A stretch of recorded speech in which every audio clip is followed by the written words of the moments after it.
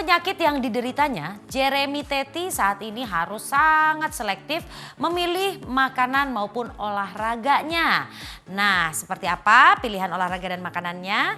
Nah, kemudian ada juga Tia Arestia. Kalau Tia ini sedang berurusan dengan netizen julid. Ini luar biasa banget.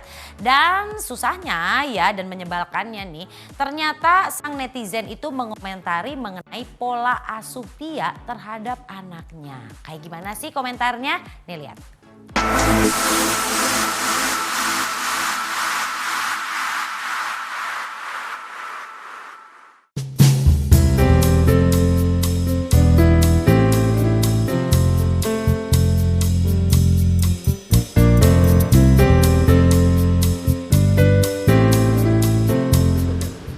Kalau kondisi kesehatan sekarang ya lumayan bagus, cuman kadang tuh ya was-was ya kalau dapat informasi orang meninggal karena serangan jantung tuh kadang yes, aduh Tuhan. Kadang gitu tuh berasa banget. Kayak kemarin ayahanda daripada Ivan Gunawan juga meninggal padahal dia udah pasang ring jantung juga katanya Ivan udah puluhan tahun. Terus bisa kena kayak gitu. Jadi kadang gue juga pikir gue udah pasang ring jantung 3, apakah gue aman gitu loh. Akhirnya mereka bilang satu, tidak boleh capek, tidak boleh melakukan sesuatu di luar porsinya. Gue pingin sepeda, lo tau nggak? Pingin seperti orang-orang naik sepeda keliling-keliling. Tapi mikir, mau beli sepeda, mikir. Mau beli sepeda, mikir. Takut. Karena apa? Gue harus fokusnya jalan cepat setiap hari 5 km. Itu wajib. Selama 5 tahun terakhir ini gue fokus seperti itu. Padahal pingin banget naik sepeda keliling-keliling. Tapi takut tuh, serem. Kalau treatment khusus ya wajib minum obat pengencer darah, wajib sampai sekarang. Itu kan seumur hidup setelah pasang ring jantung dulu. Jadi ya itu kadang suka kelewat, kadang suka lupa. Aduh gila udah seminggu gue belum minum obat pengencer darah. Kadang aduh Tuhan, gue kenapa ya? Gue ngap. Kalau ngap langsung cepat minum obat pengencer darah. Biar darahnya encer lagi, jadi biar lebih baik lagi. Kalau obat pengencer darah itu bagi pasien jantung yang sudah pasang ring, itu seumur hidup. Jadi tidak boleh lepas sama sekali, minimal ya sebenarnya disarankan sehari satu. Cuman aku pernah tes, darahku muncratnya jauh banget waktu pas pasang infus. Jadi aku pikir, wah ini darahku terlalu encer atau bagaimana. Akhirnya seminggu cuma 2 kali. Karena harganya juga naik terus. Kalau obat pengencer darah kan impor juga kan. Ya kalau bilang was-was, iya. Karena waktu katerisasi pertama dulu tuh ada 4 penyumbatan. Kalau 3 kan 3-nya sudah dipasang ring, tinggal 1 yang belum. Nah itu kadang membuat saya juga was-was gitu. Gimana ya, padahal pengen konsultasi ke dokter jantungnya juga. Cuman kondisi sekarang rumah sakit kayak gini, mau ke rumah sakit kan was-was juga. Kemarin sakit anyang-anyangan aja, aduh ke rumah sakit enggak ya, aduh sakit minta ampun. Ini batu, gue juga ada batu akik kan. Kalau batu akik tuh bergeser sakitnya gila ke orang mau melahirkan. Katanya sih, setahun ini udah 2 kali, Januari kena, bulan Juni juga kena. Aduh ini ada apa lagi dengan batu-batuan di dalam tubuhku. Kadang tuh bukan. Kalau jantung dulu dari 2016 udah dipasang ring jantung. Cuma ini batu ginjal. Jadi bermasalah lagi batu ginjal. Bermasalah itu. Jadi kalau batu itu bergeser kan penyumbatan, jadi urin kita tuh nggak bisa keluar lancar. Jadi orang bilang anyang-anyangan tuh suakit, loncat, salto, jungkir balik, dan itu harus main skipping, loncat-loncat biar batu itu bisa bergeser. Nah aku kan sudah 5 kali melakukan radiasi untuk menghilangkan batu itu. Batu itu semakin dihilangkan, dia makin tumbuh baru lagi. Jadi asam urat tuh harus dijaga, harus tetap di bawah, kalau bisa 6 aja, jangan lebih dari 6. Nah aku pernah sampai rekor 12, 13, itu sakitnya minta ampun. Itulah makan, harus kontrol makan. Ya itu kan gue hobi makan kacang, tahu sendiri kacang itu kan paling sabab dekat dengan asam urat. Nah asam urat itu bisa membentuk jadinya batu. Tidak semua orang, mungkin orang-orang tertentu aman. Nah itu seperti itu, jadi mesti hati-hati juga dengan sayur-sayuran warna hijau. Sayuran warna hijau itu mengandung asam uratnya tinggi dan itu gampang membentuk batu-batuan. Udah kepala 5 tuh pusing ya, ternyata benar ya. Dokter bilang udah kepala 5 hati-hati penyakit bawaan, benar juga. Ke tempat-tempat umum, aku ke mall aja baru 1 kali loh ke mall. Bang boleh masuk nggak? Oh boleh kok, aman kok. Gue kan baru 47 gue bilang gitu, padahal 53. Gue bohong-bohongin aja, bisa masuk loh. Ngeri loh sekarang kan ke tempat-tempat hiburan kan dibatasin umur. Bioskop juga kan nggak boleh umur 50 tahun ke atas. Jadi ya udah. menghibur diri aja. Tidak hanya pola makan, pola stres Anda juga, hidup Anda harus diatur biar imunitas tubuh tetap terjaga dalam kondisi seperti ini ya. Ya kayak gitu. Jadi ambil pekerjaan juga harus lihat bermain fisik apa enggak. Kalau udah pakai adegan lari-lari dan segala macam, ribet bermain fisik, ya mikir-mikir dulu. Ya ini bikin karena kelamaan di rumah, jadi nggak ada kerjaan, gue bongkar-bongkar, kayaknya rambutku diapain enaknya, diputih-putihin aja biar kelihatan lebih tua, lebih matang, lebih mature gitu aja. New style aja, new look gitu.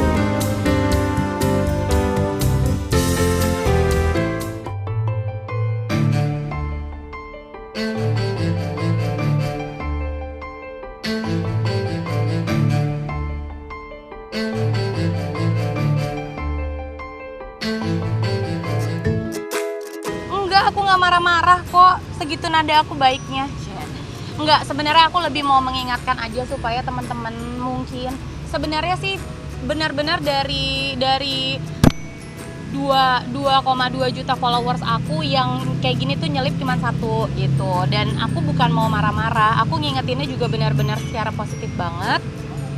Aku pengennya kedepannya coba diambil pelajarannya buat kita supaya dalam menanggapi segala hal coba kita lihat sisinya tuh dari positif, karena aku tuh pengen banget nge-share apapun yang positif menurut aku.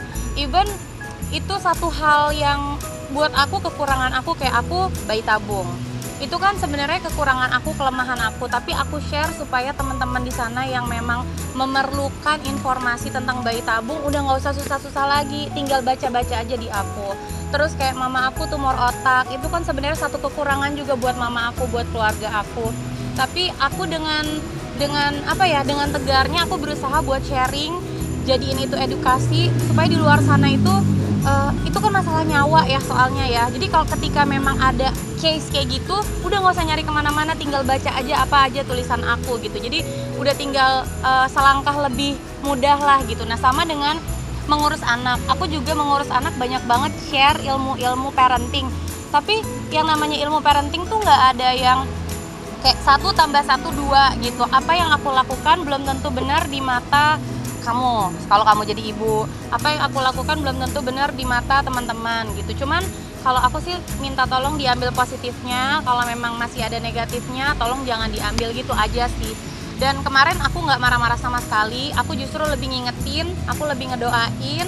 Terus juga banyak banget DM ke aku yang masuk itu wah maki-maki gitu, kayak bukan maki-maki aku tapi maki-maki orang yang udah ngomongnya julid kayak gitu.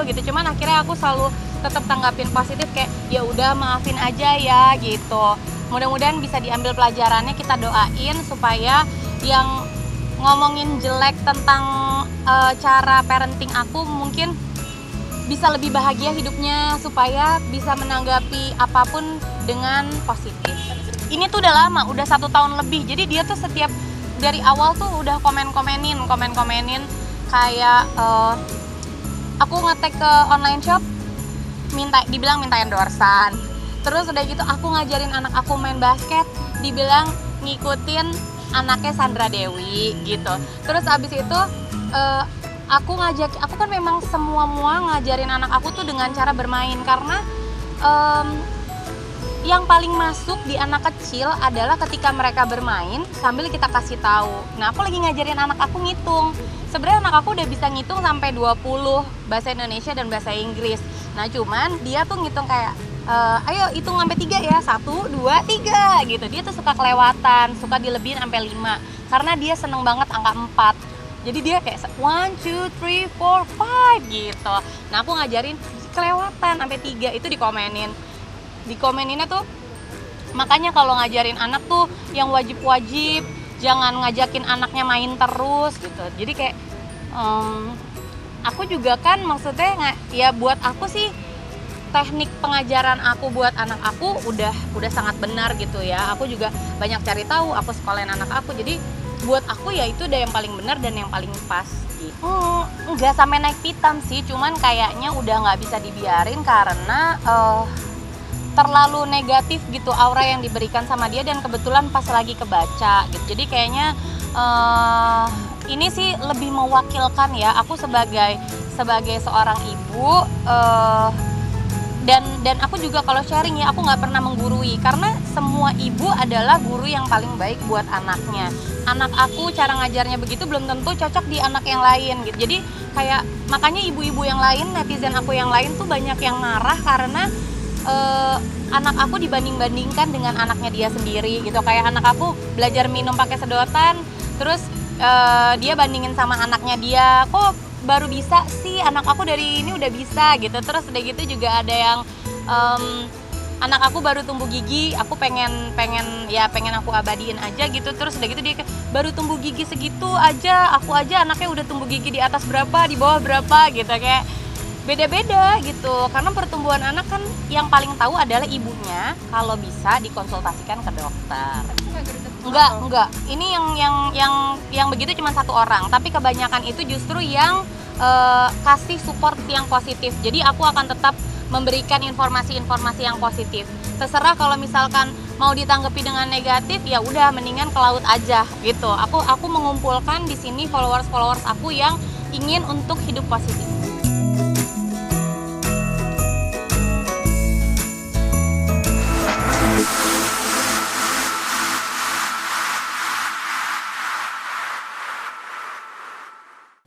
Semoga saja dengan pola makan, pola hidup, dan pola olahraga yang dijalankan oleh Jeremy Teti saat ini ya, berangsur-angsur kondisinya semakin membaik. Nah, kalau bicara soal anak ataupun pola asuh anak yang dijulitin sama orang, ya ibu mana sih ya yang gak kesel gitu kan. Tapi ya mohon bersabar, ini hanya ujian. Ya mudah-mudahan Tia juga ya punya cukup kedewasaan untuk menghadapi pendapat orang yang selalu berbeda-beda dan ada aja yang bikin kita greget, ya nggak sih? Begitu juga dengan pemirsa yang lain, jangan selalu menanggapi sesuatu yang tidak baik karena bisa jadi sesuatu yang tidak baik itu ternyata baik buat kita. Akhirnya kita sampai di penghujung acara dan saya Dera Sagita harus undur pamit dulu. Jangan lupa nonton terus El Sinta TV ya bersama selebritinya yang pasti bukan gosip tapi asik setiap hari Sabtu dan Minggu jam 13.30. Sampai jumpa lagi, bye.